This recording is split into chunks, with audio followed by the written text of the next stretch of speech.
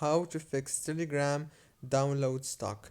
First thing, go to the settings and then go to the apps manager.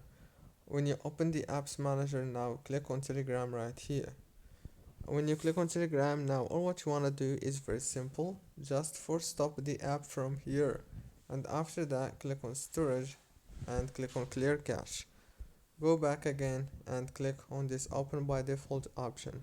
Click here on open supported links in this app, choose always allow. After that, go back again and go to the Play Store, search for Telegram and update it, and the problem must be solved right now. If it's still not solved, then you may have to clear your storage in your phone and try again. So that's it. Don't forget to like and subscribe, and thank you very much for watching this video until the very end. See you later.